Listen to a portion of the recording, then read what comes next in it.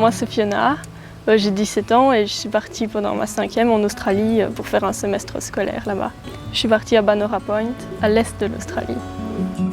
C'est une opportunité que j'ai bien aimée parce que je voulais justement ne pas perdre une année après mes études pour pouvoir directement faire aller à l'université ou pas. Et partir pendant les études, c'était justement un avantage. On en avait déjà parlé un petit peu ensemble, j'ai parlé avec des connaissances et puis on a appris que c'était possible à partir de 15 ans de partir à l'étranger. Donc je lui ai dit d'accord, mais tu assumes toutes les démarches parce que vu qu'on a un emploi du temps fort chargé au niveau professionnel, je lui ai dit si tu assumes, nous on te suit. Moi je ne l'aurais pas laissé partir parce que je suis un petit peu maman, j'aime bien savoir tout ce qu'elle fait, donc pour moi ça a été un peu plus difficile, mais enfin, ses arguments m'ont convaincu pour finir, donc je l'ai laissé partir. Voilà. La préparation, j'ai trouvé qu'on était assez bien suivis par WEP, donc il n'y a pas eu trop de problèmes par rapport à ça, avec les réunions qu'on a eues et le week-end où on rencontrait les autres jeunes avec qui on pouvait parler. À partir du moment où on a eu la réponse, donc, que vous lui avez trouvé une famille d'accueil, quand on a vu l'endroit où se trouvait la famille d'accueil, on s'est dit il n'y aura pas de problème. Au début, l'intégration c'est un peu compliqué, mais avec le temps ça va et on se fait des amis. En Australie, on a seulement 6 cours différents maximum. Donc j'avais anglais, j'avais maths avancées, chimie, physique, PE qui est un peu expliqué le corps humain et le sport, et IPT qui est un peu informatique. Donc la journée elle commençait par le roll call. Donc c'est une classe où on prend les présences tous les matins. Puis j'avais 2 cours et après ça une petite récré, encore 2 cours, le temps de midi et les 2 derniers cours de la journée.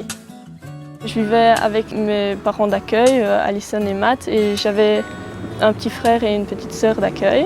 Donc ils étaient plus petits que moi, ils avaient 8 et 6 ans.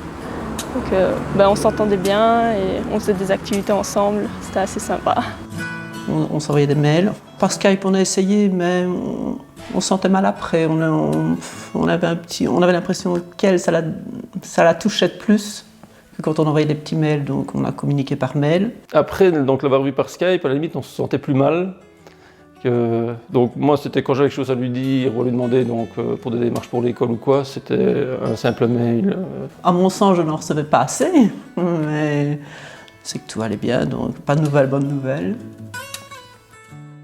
On vit plus au jour le jour là-bas qu'ici. Souvent le week-end, j'ai des amis qui me demandaient pour aller à la plage ou faire une sortie au bowling et tout ça. J'avais tout le temps une occupation. Avec ma famille d'accueil, on voyageait aussi. Je suis allée à Brisbane et Sydney.